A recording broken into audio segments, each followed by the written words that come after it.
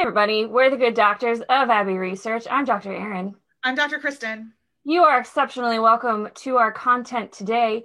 We are doctors, we have social science degrees, and we spend our days and nights, even while we're sleeping, learning and thinking and processing all forms of culture, popped, lived, you name it. We do this because we are driven to be educators in our life, and we do this also because we want to be empathy educators. We want to show the world that there is a better way to go about being in good relationship with other humans to build an inclusive community. We are in good relationship with each other. We talk about it all the time. We talk to each other all the time, but we also like to talk to you. So please make sure that wherever you are engaging with this content, you comment, like, subscribe, follow, share. We respond to carrier pigeons. Just hit us up and let us know what you think. We would like to continue this conversation with you wherever you are hearing this. This episode is part of our ongoing coverage of Hulu's series, The Handmaid's Tale. We are in episode 9 of season 4. One of the reasons that we talk about Handmaid's Tale and a whole lot of other streaming content is that we think art is actually a really excellent way to build empathy. It gives us, free access in a way to the worldviews and lives of other people, whether they appropriately represent those worldviews and lives or not. It is still an opportunity, and it is why we started this entire YouTube channel and now podcast talking about The Handmaid's Tale. Original stuff. Episode 9 of season 4 is infuriating. Just up front, there's a couple key things that happen. One of them is that Serena Joy gets a baby shower because the Putnams can come to Canada with no problem because borders don't exist. Got it. We learn that Mackenzie Grace, whose character name I cannot remember. Esther, thank you. We learn that Esther is a handmaid and is on a hunger strike. And because of Dr. Erin's expertise in imprisonment oeuvre, we're going to return to her in a couple minutes and she's going to explain hunger strikes to you. Prison stuff. And we learn that Janine has learned how to manipulate people either from June or always knew that, and has this piece of her has latently expanded due to the absence of June. We also get some very interesting conversations between June and Luke, and June and Twello, and June and Nick. June and Lawrence. June's playing all the cards. All of them. A lot happens, and yet it all felt like, what is going on? So if you were able to join us for our live season recap of the entirety of season 4, you may know that we had some really, as did our guest at the time, Dr. Nadine Thornhill, strong reactions to the fact that June is obviously so in love with Nick she can't function. And the happy family they got to play at the random mansion somewhere in no man's land. Oh no, Catholic school, remember? The Catholic school, that's right. The Catholic school. Sure. And we also had some really strong feelings about the wedding ring he puts on at the very end of that. And then about Twello letting June know that they had made a deal with Fred Waterford, that in exchange for all of his information and all of the ways that everything he told him about Gilead, he gets to go free. Mm-hmm. She loses her ever-loving mind, as many of us would in this situation, I believe. Yeah. And then those of us on the outside, i.e. Dr. Erin and I, look at each other, we go, that's how this all works. Yeah, I mean... I'm really sorry, and that's how this all works. So there's lots of themes here, but I really want to start with the Esther of it all, because I think that that's a really, they don't cover it in episode 10, by the way, spoiler alert. So we have no idea where they're going with it, but this capsule of dynamic is really fascinating. So Dr. Erin. Yeah. What is the point of a hunger strike? What usually leads people to do it? Is it successful? Talk to us about hunger strikes. Yeah. So hunger strikes are really common, especially in the 19th, like end of 19th, mid 19th to 20th centuries, but definitely 20th century mechanism of protest for people who are incarcerated, usually people who self-identify as political prisoners, or that their incarceration is politically motivated. So it's a popular trend in Irish republicanism in Ireland. Hunger strikes there date back to the 19th century. It was also used by suffragists and suffragettes on both sides of the pond during the early 1910s. And it's basically the highest point of protest against your incarceration, because the whole point of being incarcerated from the perspective of the incarcerator is to dehumanize you. You get stripped of your clothing, you get stripped of your identity, you get given a prison number. You are not supposed to be an individual. You are not supposed to be a political being. You are just being contained. And a lot of times we see like clothing protests, refusal to wear the prison clothing, refusal to bathe. This also happened in Northern Ireland. We had a blanket protest, a no wash protest that escalated. So it's usually like when you are not getting your demands, or your situation isn't changing, you get to a hunger strike. And it's basically like, you are just treating me as a body, and the only thing I can control is what I can ingest. And if I die, you can't incarcerate me anymore. You can't control me anymore. Lord knows where Blessed McKenna Grace Esther got the idea for a hunger strike. She's like 16. Maybe in the before times, homegirl read about Northern Ireland. I don't know. She was like 7, so I don't know. Yeah, I don't think so. Yeah, because she probably has no living memory of America. So she's doing it, and we hear kind of bits about it. Thankfully, we don't see any force feeding. That's usually something TV shows and films like to show us. They talk about it, and I was nervous we were going to get that, and I'm like, oh, can we not force feed a child? But yeah, okay. Because I mean, there's a really powerful scene in Iron Jawed Angels of being force fed through a tube, and also in the Steve McQueen movie Hunger. Also, and yes, it was used in the hunger strikes in Northern Ireland as well. And the dehumanizing conversation that the ants have at the Last Supper setup table, which was which was on the nose. Like, guys, this isn't what you think it is. Okay. Could we yes to signaling the downfall of Gilead, but do you understand what the Last Supper was? Is somebody at that table Jesus? What are you telling us? Yeah. The art historian in me cringed. I know the religious person and scholar and Dr. Kristen cringed as well. So it's interesting to see this feature being used, but then we don't get any more discussion of it. Janine shows up. She says, don't force feed her. I'll convince her to eat. And so I think it was used as a plot device to get Janine to this point where she stepped into her strategic self. Or maybe she was always that strategic self and June squashed it. We don't know what the show's trying to tell us. Spoiler alert. But I think it was really, I was excited that they were going to use it and that I was going to get to talk about it, and then it just went away.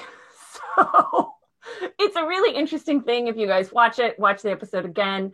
I am intrigued at the idea that handmaids might start protesting on that level.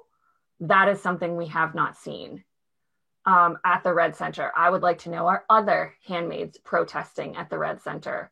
Was this a collective movement? Usually hunger strikes is not something that a person does in isolation. They do it because they are a part of a group, either incarcerated or not. And it's this kind of solidarity with a political idea, with an ideology or a communal group. So maybe we'll get it in the next season. Hopefully, we're past the COVID and we don't get 3 episodes chopped and they can do a bit more with it. I think they probably wanted to. And then this whole episode is they started it on the treadmill and they just kept like upping the speed as we went through. And they're like, oh God, we have to get to this point. Oh God. Oh, faster, faster. We will forever be mystified by the choices that they made in exactly how they dealt with the COVID, in that we understand they had episodes in the can, but like we've said before, you can go back and lay some groundwork and kind of do some things with voiceovers, and they chose not to do that, which is their choice. But it then made episodes 7, 8, 9, and 10 like a rabbit chase in a lot of ways, and 9 especially. And the hunger strikes, I think, was a COVID casualty, as it were. I think some of the lead up, some of the Luke in this episode, for instance, was so not the Luke in episode 8 or episode 10. We are missing some connecting material here. Yeah, somewhere. That has to be some sloppy editing. And I know several of our followers on the YouTubes have commented that they think there might have been a time jump between episodes 9 and 10. Who knows, y'all? It was real choppy. It was hard to square the Luke circle. Yeah, and even if there is a time jump, time jumps are great. I love time jumps. One of my favorite writing tricks for, I don't know how to finish this scene, I don't know how to connect it. Oh, we're jumping 2 months. But hey, it's just like the snap, right? 5 years later. 5 years later, yeah. I still would have done that better. But I will never not be angry. If you want a separate video on Dr. Kristen's feelings about the snap, just let us know. First of all, that it's called the snap. It's called the blip. The blip. It should be called the snap, or the happening, which is my favorite phrase. This is Avengers Endgame, by the way. So back to Handmaid's Tale, which is what you are currently here for. The anger that Luke shows, not anger, the bitter sarcasm, like the petty digging that he shows when he talks about Nick, is not what we get in, again, 8 or 10. So if there's a time jump, cool, show us the emotional connective tissue as to why he went here and then why he left to go back to where he was in 10. And then we'll talk in episode 10 about the final scene and what was happening on his face. And I don't know what was happening on his face, but it also still wasn't this petty, go get your lover narrative. You'll be, how do you think he'll react if you bring him his child? And like, this is where the show suffers, because we don't get anybody else's internal monologue. We don't know what Luke is thinking. No, and it would be where he is. Real helpful. It would be real helpful to know, and I've never seen this actor in anything else. I feel like as a performer, he is great and up to the task of being Luke. This performance choice feels out of left field. So because you can read those lines in the way that he acted in 8 and 10. So I don't know where those performance choices came from, where the motivation was, what scenes were missing, but it was very discongruous for the thing. Nick and June are somehow the love story of Handmaid's Tale. And that's all sorts of interesting, and all sorts of interesting in the academic way, where we say that word when we don't know what else to say. I need to, in some of the ways that I've reserved judgment on queer baiting for Bridgerton, I need to reserve my full judgment on what they're doing with Nick and June until I see their endgame. Yeah. But I am dubious right now of how this is going to be executed and what this is going to look like. But my passion for consent is asking some questions at the moment about a lot of things, and definitely including Luke and June. So Nick and June. Yeah. And it's worth mentioning, I'm just looking at this portion of my notes, and like before we get the Nick and June of it all, we get the Putnam's visit. And I'm just going to say it went over that. Just one more time, because it needs to be said out loud. Like, what are the rules of the border? Make it make sense. June is the most wanted person in Gilead. And probably in North America, to be honest, like the entire continent. She gets in a Subaru and drives her daughter to Gilead, to No Man's Land, to Canada, we don't know, to an old Catholic school. Like, how is this? England, does it have cloaking and flying technology? We don't know. Is it the Ford Angelica or Anglica from Harry Potter? What is going on? Has Arthur Weasley worked his magic on her Subaru? What is the deal? Also, Dr. Aaron owns a Subaru, and so if like crossing international borders secretly is a superpower of a Subaru, we'd like to know that, because we'd also like to go to Canada. And we'd like to go to Canada. So if I just have to drive my car, that's fine. Just let us know. Yeah. What I do want to say really quickly, what is interesting about the Putnam's visit is that we get this idea and the movement forward of the idea that, you know, they want Serena back. They want the child. The child belongs to Gilead. Yeah. That like effectively Mrs. Putnam comes to be like, give me your kid, because that kid is property of Gilead. Yes, that's true. That is important. And the way that Serena begins to process that puts things in motion for episode 10. For episode 10. So I do want to make sure point that out. I would also like to shout out my hometown of Colorado Springs, which is, we learn that's where Hannah's living. And the religiosity of Colorado Springs currently is on the nose. I think they Googled like conservative cities in the West, and they were like, oh, Colorado Springs is top of the list. I joke, by the way, that's where Jesus lives, because there's a lot of evangelical nonprofits that are headquartered in Colorado Springs. And so 5 international evangelical. A lot more smaller ones, like publishing houses, child sponsorship agencies, if you've heard of Focus on the Family, and Dr. James Dobson. That's Colorado Springs Group Publishing, Compassion International, like lots and lots of big I grew up in the players as well. Yeah, I grew up in like the Old West liberal enclave. That's the old part of Colorado Springs, and then like we're basically surrounded by evangelicals on the outside. But yeah, I think she's chosen to love me. Yeah. Shout out to all to Colorado Springs, my hometown. I love it. Such a wrap up episode.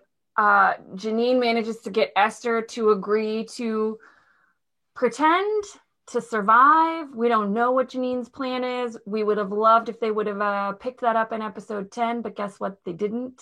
Or given us a voiceover. Again, my kingdom for more voiceovers. Yeah, and we end with this, like, Marchuelo just throws narrative bombs everywhere. Like, he just shows up and blows things up, y'all. So he shows up to June's house and tells her that Fred's getting a deal. And that's where we leave this episode. Again, I agree with Dr. Kristen. Why is this a surprise? I would like to give you a list of people who are wanted for international war crimes who are given asylum in other countries. Like, top of the list, because we just covered Uganda, Idi Amin lived a very long life because he was able to go somewhere else and hide. So why is this is how politics works, June. I know this isn't how revenge works. And I understand her anger. And like, again, just give Elizabeth Moss the Emmys. Give her a special. Give her a special one. Create a new category. Like, the look, I don't know how she got to that place. I don't know if it's Scientology magic, but when she's screaming at him, you know he's a rapist. You know what he did to those women. I will kill you. I was like, that's not Elizabeth Moss. Yeah. There was also this very cynical part of me that was like, oh, but we let rapists go free all the time. All the time. I know. I was like, girl, you were an adult in America. I'm guessing the America pre-Gilead wasn't any better about testing rape kits as our America is, but like, y'all, we're not good at it. Yeah. Anyway, I watched so much true crime and listened to so much true crime. I was like, yeah, it was like that. I understand that for her, that's the word that like she most strongly associates with him. I associate like tyrannical dictator, like, but if you're just doing a rapist, of course they're gonna let him go free. Like, that was my very like, oh, he's just a rapist. Like, yeah, I was like, I would like to introduce you to Brock Turner. Yeah, and who is living his life. I'm not entirely sure that we would have gone after the Golden State Killer if he just remained the East area rapist, you know? So let's have a larger conversation about women even in Canada, June, because this is women in the 21st century. But no, she did an incredible job. She always does an incredible job. Yeah. Even when the showrunner, Mr. Miller, does not do an incredible job of continuity, which he admitted in an AMA that he did on Reddit that we will link to in the show notes, because it is illuminating. And thanks to our viewers for bringing that to our attention. Shout out Roxanne. Always a shout out to Roxanne for bringing us the goods. So, folks, I think that's all we've got to say about this episode of Handmaid's Tale. I believe we are done. Yeah, I believe we're done. We'll save all the rest of our energy for episode 10. And don't worry, there's a lot of it. So we'll see you guys then. Bye.